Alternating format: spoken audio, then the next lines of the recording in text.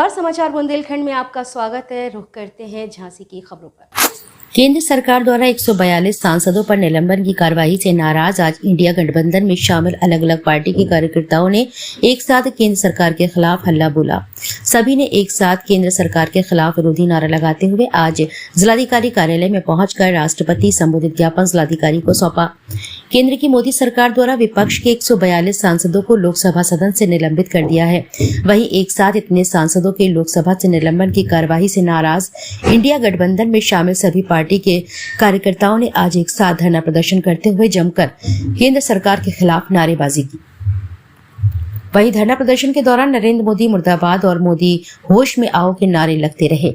India गठबंधन में शामिल नेताओं ने कहा कि भाजपा की सरकार तानाशाही रवैया अपनाकर सरकार चला रही है। भाजपा एक ऐसी सरकार है जो विपक्ष के सांसद अगर अपने क्षेत्र की समस्याओं को सदन में उठाते हैं तो उन्हें सदन से निलंबित कर दिया जा रहा है। ये तानाशाही का प्रतीक है। केंद्र की मोदी सरकार में अगर न्याय के लिए आवाज उठाई जाए या कोई इनका विरोध करे तो ईडी और सीबीआई से डरवाने का काम किया जा रहा है।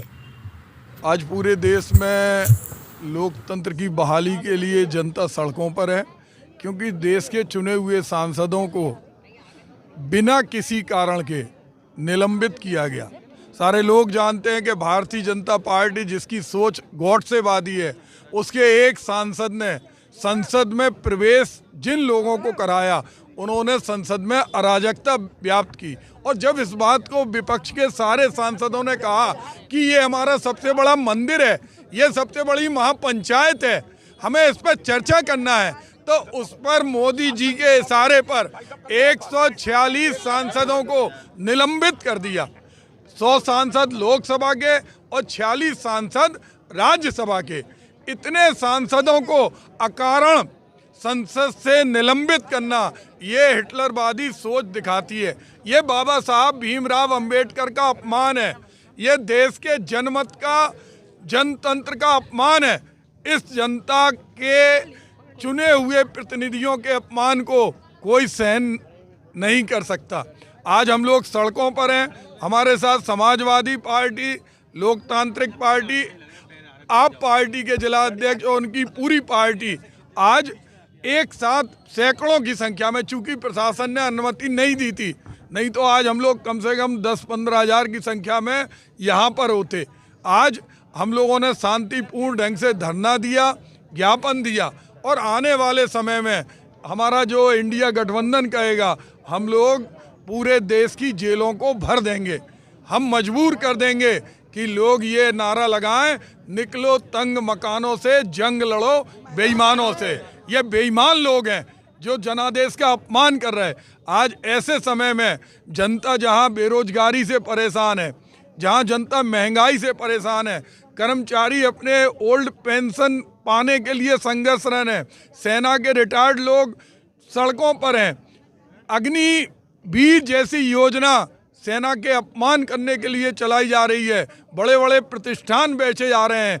ऐसे में बात करने की अपेक्षा जिस तरह का माहौल दिखा रहा है, आज इंडिया गठबंधन ने यह भी प्रस्ताव पारित किया है कि अगर आप ईवीएम से वोट डलवाते हैं तो वीवीपैट से हर वोटर को उसने किसको वोट दिया इसकी पर्ची मिलना चाहिए। क्यों नहीं ये पर्ची दे रहे? क्योंकि इनके मन में पाप है, इनके मन में खोट है।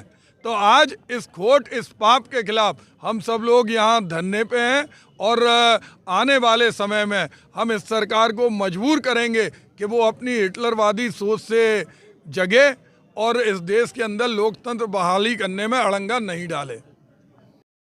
आज आप पिछले दिनों देख रहे हैं देश में जो हमारी संसद के ऊपर हमला हुआ, और हमलावरों के खिलाफ कार्रवाई ना करके या जिन लोगों ने उनको अंदर जाने की अनुमति दिलाई उनके ऊपर कार्रवाई ना करके देश की जो इन बातों के लिए संसद की सुरक्षा की मांग कर रहे थे, ऐसे 146 सांसदों को निलंबित करके उनको कार्रवाई से वंचित करने का काम किया।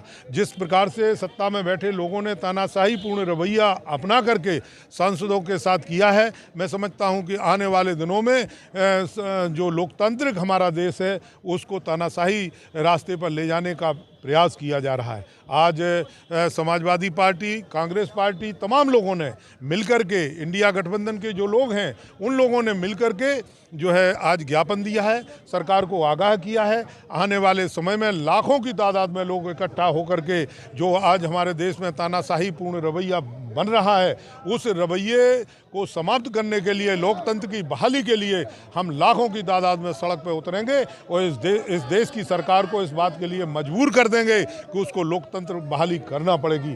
आज आप देख रहे हो कि हमारे सामने बुनियादी मुद्दे हैं। आज बेरोजगारी बढ़ रही है, आज महंगाई बढ़ रही है, आज भ्रष्टाचार बढ़ रहा है, उन पर चर्चा होनी चाहिए।